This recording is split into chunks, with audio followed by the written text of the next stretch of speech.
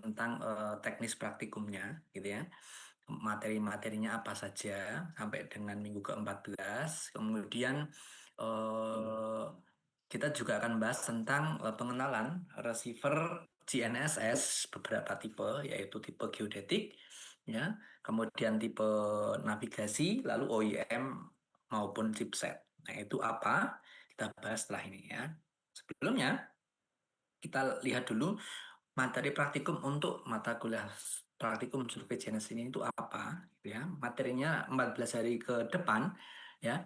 Mulai dari minggu pertama kita akan belajar tentang receiver-receiver yang digunakan untuk kita geodetic engineer, mulai dari tipe geodetik yang digunakan untuk pengukuran BM, ya, kerangka pemetaan, ya, kemudian tipe navigasi yang digunakan untuk survei pendahuluan, ya, untuk mencari apa namanya lokasi titik di tempat baru dan sebagainya. Kemudian ada juga OEM atau chipset, ya, termasuk HP kita, ya.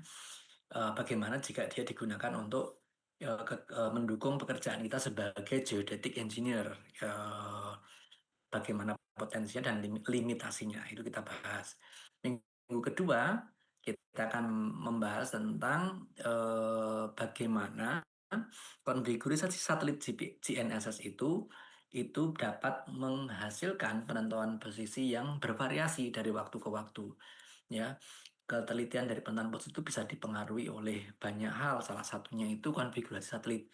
Misalnya gini, ketika kita berada di daerah yang terbuka, kita banyak dapat satelit, maka kecenderungannya akan lebih teliti. Ketika kita berdiri di dekat gedung tinggi, misalnya, ya, atau di dekat atap, sehingga kita hanya bisa melihat satelit di sebuah bagian dari langit di sebelah barat atau timur kita, misalnya, maka konfigurasi satelitnya terbatas. Nah, maka biasanya turun. Seberapa turun? Nah, itu kita bahas. Kemudian minggu ketiga kita akan membahas tentang analisis kualitas sinyal. Nah, jadi contohnya gini, kalau kita pakai GNSS lalu kita melakukan pengukuran, itu dipengaruhi oleh lingkungan di sekitar kita. Misalnya, ya, contohnya misalnya di bawah pohon itu pasti ada pengaruhnya, beda dengan tempat yang betul-betul terbuka.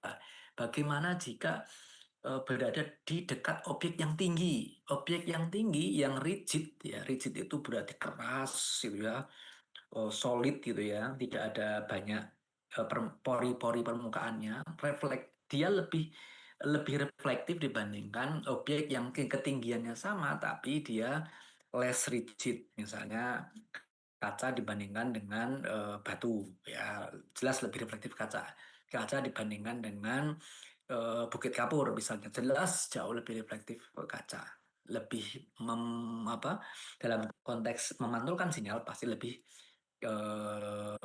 besar kaca, ya, contohnya seperti itu. Kemudian minggu kelima kita akan bahas tentang analisis metode absolut, ya, dengan menggunakan software-software komersial maupun aplikasi Android. Nanti kita lebih serius lagi mempelajari itu, ya. Kemudian minggu keenam kita akan membahas tentang eh, analisis metode diferensial sederhana menggunakan komersial software. Jadi kita ngamat pakai dua alat simultan, lalu kemudian kita olah secara diferensial.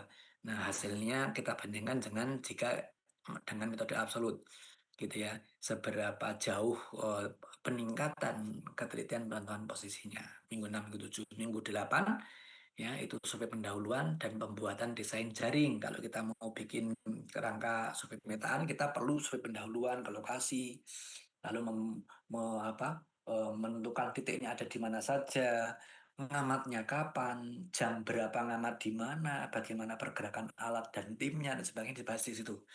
Lalu minggu ke-9 kita akan melakukan pengukuran jaring statik channel sampai dengan minggu 10. Ini untuk cadangan, misalnya hujan, ada kendala-kendala teknis dan sebagainya. Sebenarnya hujan tidak terlalu mempengaruhi, ya, cuman pasti eh, apa ya, dalam kualitas datanya mungkin mempengaruhi. Kemudian Minggu ke-11 kita akan melakukan pengolahan menggunakan komersial software saja ya kalau di mata kuliah survei GNSS. Kalau software yang ilmiah nanti mungkin akan diajarkan di survei deformasi atau survei geodinamika gitu ya. Kemudian pengolahan ini itu akan karena kita pakai komersial software maka itulah mengapa secara standar terdiri atas dua pengolahan yaitu pengolahan baseline dan pengolahan jaring. Nanti diajari minggu 11, minggu 12. Minggu ke-13 kita akan praktikum pengukuran dengan RTK. Ketika secara real time kita bisa menentukan posisi kita, sentimeter akurasinya, baik menggunakan base station ya, yang melalui koreksi yang melewati frekuensi radio maupun internet yang kita sebut sebagai RTK N-trip. Nah, itu materinya. Rencananya minggu ke-1 sampai minggu ke-5 itu nanti dengan saya. Minggu 6, 7, 8, 9 nanti dengan Mas Bagas. Ya. Mas Bagas eh, sedang menyelesaikan S3-nya sambil kembali ke kampus untuk membantu mengajar. Ya. Nanti minggu 10 sampai 14 dengan Pak Bilal. Tapi misalnya nanti Mas Bagas, karena beliau juga masih sedang menyelesaikan S3-nya, beliau misalnya ada tanggungan untuk presentasi atau apa terkait dengan progres studinya mungkin nanti saya atau Pak Bilal yang menggantikan. Oke, itu lalu kita mulai dengan pengenalan genus yang tipe pertama yaitu geodetik. Ya, oke. Ini adalah beberapa foto dokumentasi dari alat yang dimiliki oleh kampus gitu ya. Ada yang paling tua itu yang di paling kiri yang hijau ya, ini sejak 2008 ini kita miliki ini dari BPN ya. Grant waktu itu ya, research grant kalau nggak salah tahun 2008 sampai dengan yang terbaru mungkin salah satu yang terbaru, 4 yang terbaru itu mungkin ini. Tapi kalau nggak salah kemarin ini tidak lagi terbaru karena kita beli CHC ada 5 unit tambah ada juga kalau tidak salah pabrikan satu lagi saya lupa namanya apa dari Cina kalau nggak salah ya. Kita beruntung karena alat kita baik TS, GPS dan yang lain-lain itu termasuk yang paling tersedia banyak ya dibandingkan prodi-prodi atau departemen teknik geodesi di manapun di Indonesia. Kayaknya kita alat paling lengkap deh, paling banyak juga. Ya, oke. Sifar tipe geodetik itu nanti kita akan jelaskan di teorinya. Sinyal yang digunakan itu code and phase ya, kode dan fase. Umumnya dua frekuensi, karena ada dua frekuensi maka bisa gunakan untuk penentuan posisi yang lebih baik gitu. Tapi sebenarnya dua frekuensi itu bukan satu hal yang baru, bahkan ini bisa jadi disebut obsolete. Mungkin ini teknologi 20 tahun yang lalu, apakah single frekuensi apa dual frekuensi gitu ya.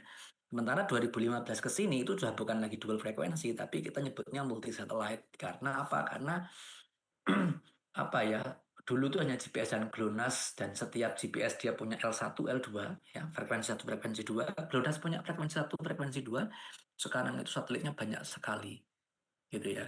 Sehingga kalau dulu banyak bergantung pada kombinasi linear antara data L1, L2, sekarang lebih banyak lagi pilihannya antar satelit, bukan lagi L1, L2, tapi ketika GPS dikembang dengan GLONASS, dikembang dengan Beidou, itu Cina punya banyak sekali dan sebagainya, sehingga itu disebut dengan multi satellite constellation ya.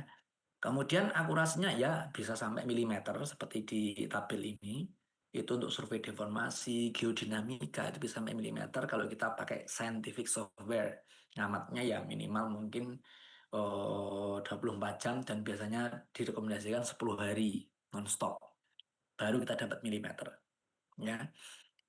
Atau bisa juga commonnya sentimeter bisa turun sampai dengan eh, beberapa desi untuk beberapa metode penentuan posisi. Alat ini memang dia fitur khususnya itu untuk diolah secara post processing ya, karena untuk kebutuhan akurasi tinggi. Contohnya di survei statik itu yang akan dipelajari di mata kuliah ini. Sementara PPP juga bisa, sentimeter akurasi bisa ya, tapi tidak dibahas di mata kuliah ini. Nanti di mata kuliah jenis terapan. Kemudian ada juga bisa RTK dibahas di mata kuliah ini, real time PPP tidak dibahas di mata kuliah ini, nanti dibahas di GNS terapan.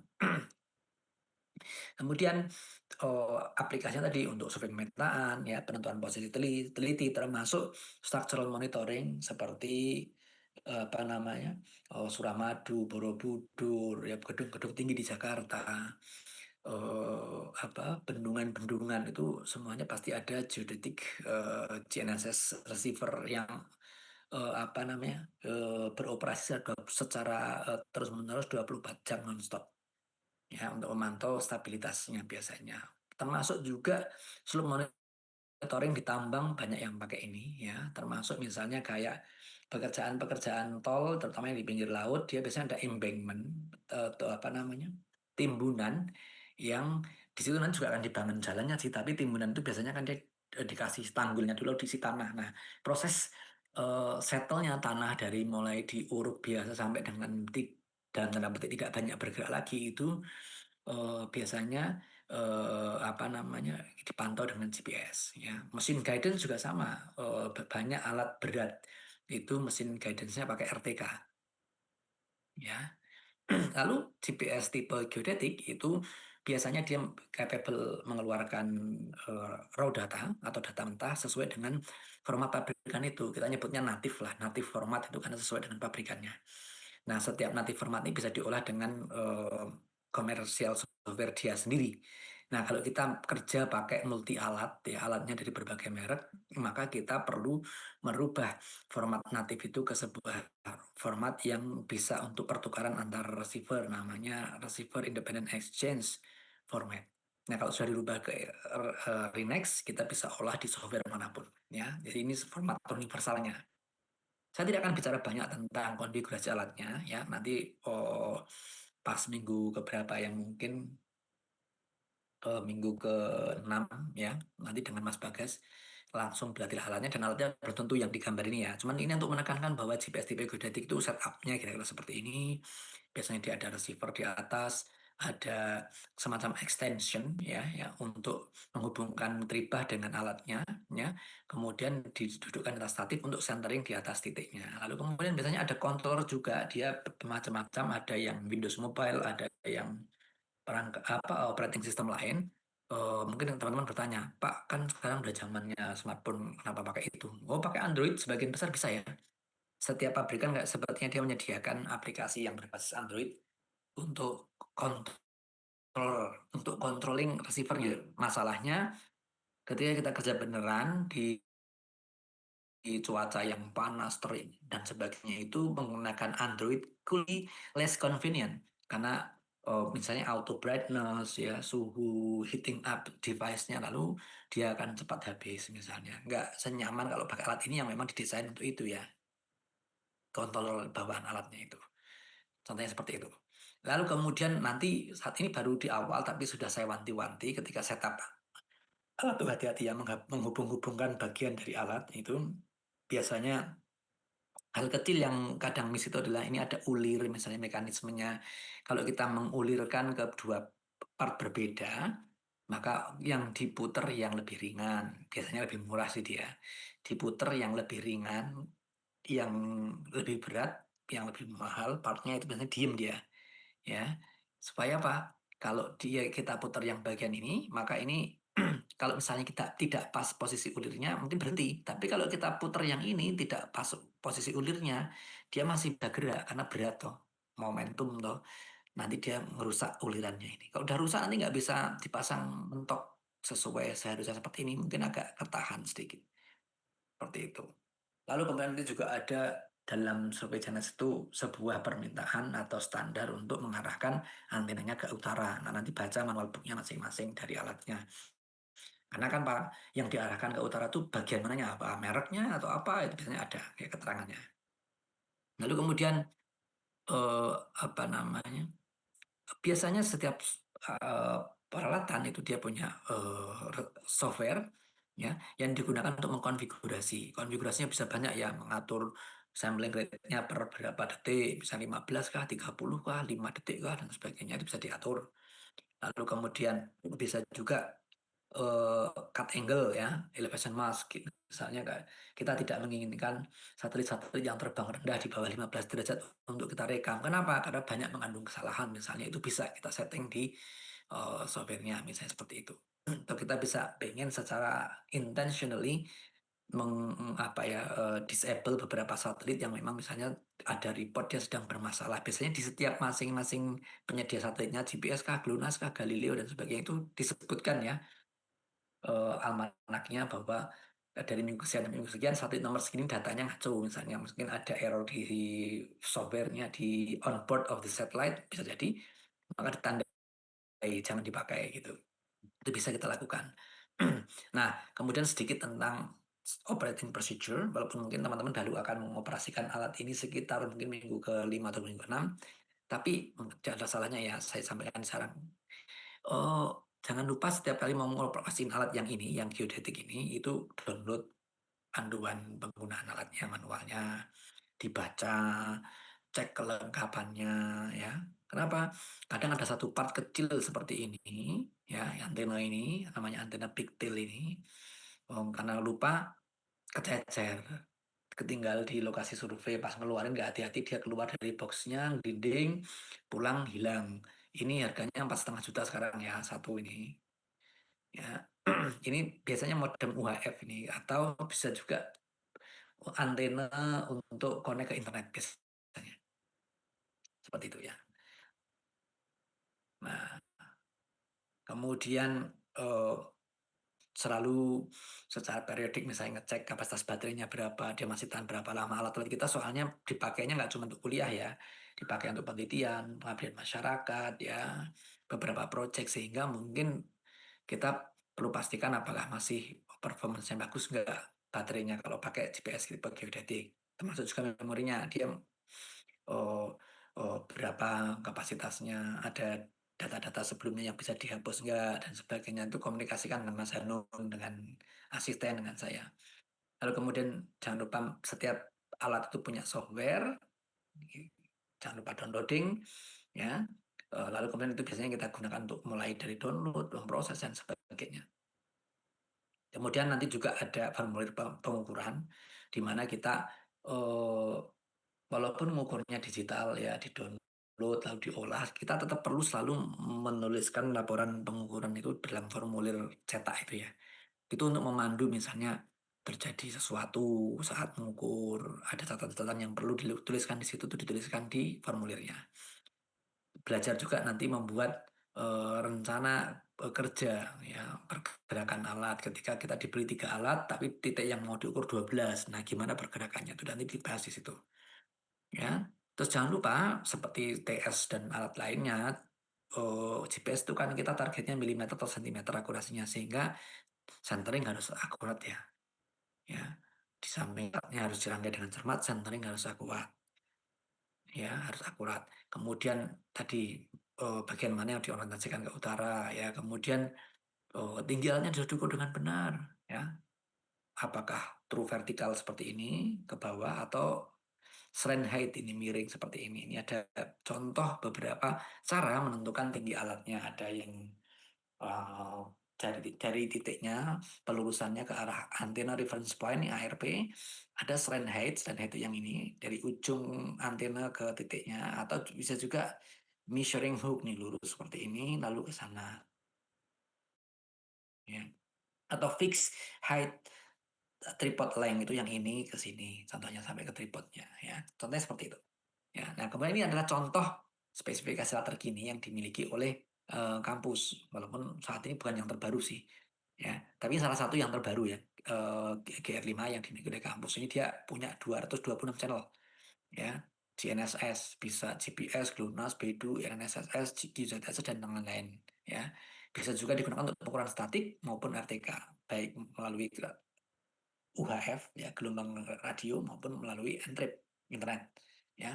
Lalu uh, please keep uh, this in mind, setiap alat itu punya apa ya, fitur andalan. Dia layaknya handphone atau alat elektronik lainnya ya. Setiap pabrikan dia biasanya punya satu andalan unggulan yang kalian perlu tahu kalau kalian nanti pakai alat-alat lab. Ada yang bisa L-band-nya bagus, ada yang dia bisa satellite based augmentation system, ya, ada yang bisa real time PPP dan sebagainya. Lalu kalau ini alat ini dia biasanya baterainya bisa 8 sampai 12 jam dan hot swap. Hot swap itu ini contohnya ada baterai A dan baterai B nih, kanan kiri nih. Kalau A sudah mau habis, kita lepas, otomatis alat itu akan switch ke baterai satunya, itu namanya hot swap. Dan bisa untuk tilt survei, kalau kita mengukur pakai RTK, ya, lalu di ujung bangunan tertentu tutup atap. Nah, untuk membantu dapat satelit, kita miringkan alatnya ke arah langit yang terbuka, itu bisa tilt survei. Lalu yang GPS tipe kedua adalah GPS tipe navigasi. Mengapa perlu membahas ini? Ya,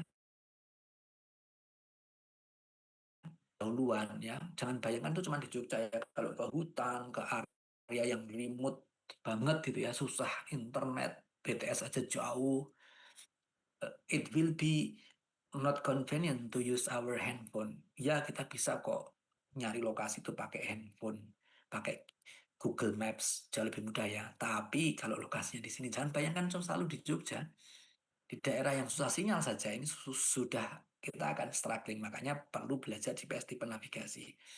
Harganya cuma 2 sampai mungkin 3 atau 4 jutaan, tapi useful sekali. Ya, nah, handheld GNSS itu atau GPS tipe navigasi itu biasanya dia pakai code atau paste smooth code. Akurasinya ya taruh kata 1 sampai 10 meter atau 3 sampai 15 meter gitu ya. Fiturnya memang untuk navigasi. Ya. Nah, ini contohnya ya, Garmin Interact 10 ini di kampus di lab ada nih, di lab survei keteknikan ada. Ya. Dia didesain untuk survei di lapangan, rugged ya, tahan banting ya. Baterainya tuh bisa bertahan sehari mau pakai baterai AA ya.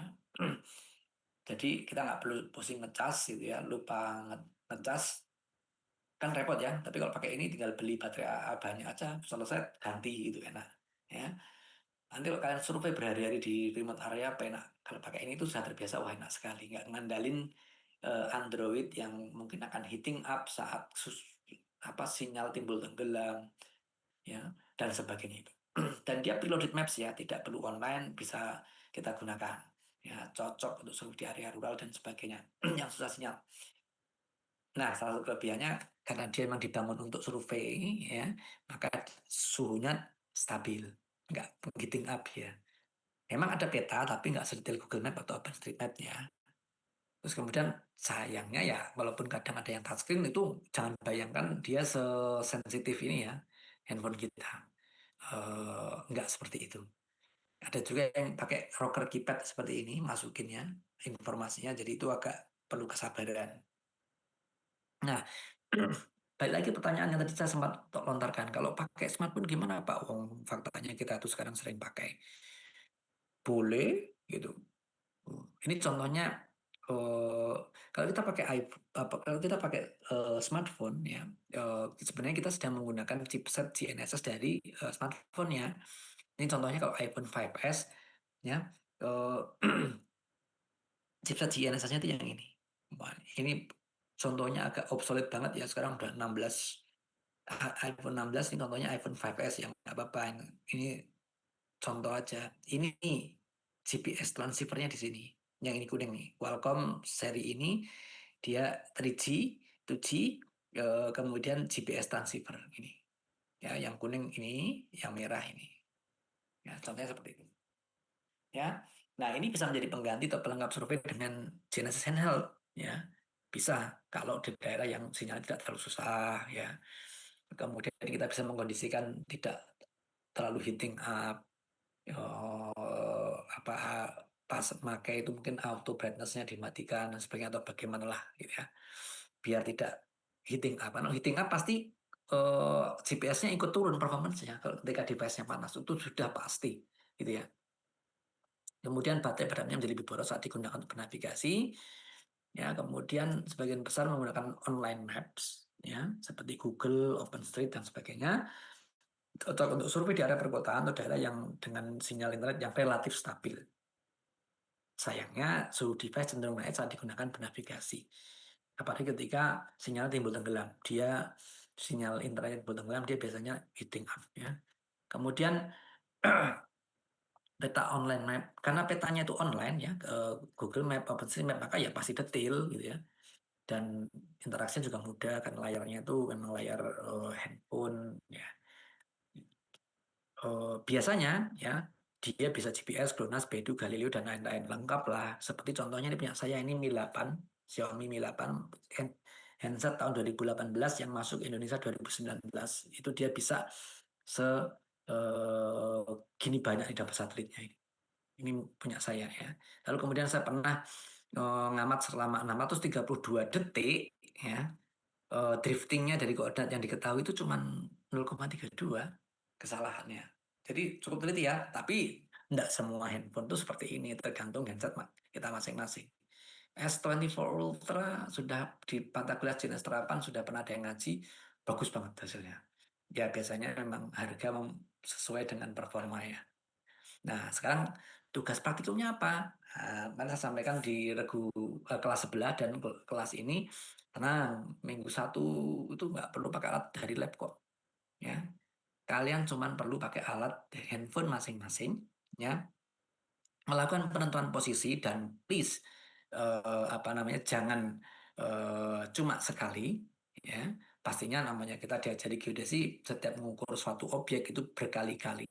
Tidak saya tentukan berapa banyaknya, silakan kalian akan berusaha untuk menganalisis sendiri ya supaya lebih mudah maka mulailah berkelompok nanti silakan siapa koordinator kelasnya memandu untuk bikin kelompok kalau kelas sebelah kemarin mereka pakai ini sih alat untuk merandom kelompoknya gitu ya sehingga tidak ada pilih-pilihan udah di random jadi ya udah kita ikut ketetapan itu, saya seperti itu ya. Lalu setiap anggota kelompok mengumpulkan satu posisi pada case tertentu, misalnya pojokan jalan ini. Oh, saya ada titik BM Pak, saya ukur boleh ya. Dan di situ pasti lingkungannya bervariasi, device-nya juga bervariasi, hasil ketelitian tentang posisinya itu pasti bervariasi juga ya. Kemudian analisislah itu, jangan sampai nggak ada analisisnya ya. Ingat laporannya singkat saja ya eh, flash report satu halaman A4 itu laporannya termasuk analisis sederhananya tapi misalnya mau pakai screenshot atau foto itu di luar ini ya boleh lebih dari satu halaman tapi itu sifatnya yang halaman dua atau ketiga itu adalah lampirannya tapi laporan singkatnya itu satu halaman A4 saja ya lalu praktikum dilaksanakan pada jam praktikum ya kemudian eh, silakan dikumpulkan flash reportnya. Kalau kelas sebelah karena lebih pagi jam 22 kelompok yang kelas A ini sampai jam 24 deh maksimal ya. Belum berganti hari ke hari berikut besok. Kenapa begitu? Supaya kalian nggak procrastinating, nggak menunda-nunda tugas ini biar bisa segera dilakukan lalu kemudian kumpulkan. Ya, mending ngumpulin hasilnya nggak optimal dibanding nggak ngumpulin itu ya. Itu kalian sudah kemarin saya berikan message maaf di praktikum kartografi yang tugasnya tidak lengkap saya T semua itu ya saya menunggu apakah ada yang konfirmasi tapi ternyata hanya beberapa ya sehingga ya mohon maaf misalnya kemarin yang tidak lengkap ya akhirnya kita set saja nilainya di sekian yang melengkapi tapi apa namanya setelah keluar nilai kita beri sedikit lebih tinggi, tapi cuma sedikit aja gitu ya. Semua yang lengkap ya sesuai dengan nilai aslinya. Seperti itu. Pastikan tidak telat ya. Kalau telat silakan konfirmasi ke saya kenapa alasannya jika itu reasonable, make sense, mungkin saya pertimbangkan untuk tidak ada pengurangan nilai. Tapi kalau memang ada misalnya hal yang saya ya memang ada kelalaian atau apa ya saya terima, pasti saya terima, tapi saya kurangi nilainya. Ya, dikuranginya sesuai dengan seberapa lama terlambatnya. Tapi usahakan jangan terlambat deh. Itu. Itu ya. Nanti linknya saya set nih saya lupa dulu masih link yang kelas A. Ya. Kira-kira seperti itu kalau ada pertanyaan saya persilakan. Jika tidak, ini saya tampilkan dulu nih. Kalau tadi ada yang belum apa? Ada yang belum kalau ada yang masih belum bisa presensi QR. Silakan kalau ada yang tadi belum. Saya tadi error, silakan. Jika masih tidak bisa, silakan print screen ini lalu kirim apa namanya print screennya ke saya untuk saya tambahkan secara manual di si master. Ya, dan jangan tunda-tunda ganti hari. Nanti pas saya sibuk, kalian pas ngubungin saya, nggak saya apa tanggapi nanti rugi juga kan teman-teman. Ya, mending langsung hari itu juga lapor. Kira-kira seperti itu, kalau ada pertanyaan, saya persilahkan. Kalau tidak, ya kita cukupkan gitu. Monggo, ada pertanyaan. Oh ya, kelas ini siapa ya koordinatornya? Biar saya bisa share ini slide-nya. Siapa?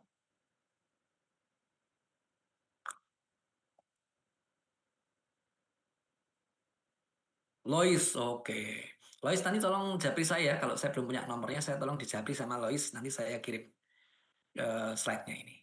Oke, mungkin sementara seperti itu ya. Jika memang dipertimbangkan perlu bikin grup, ya, saya akan bikin grup untuk mempermudah. Tapi kalau enggak bisa lewat Lois ya, gitu ya.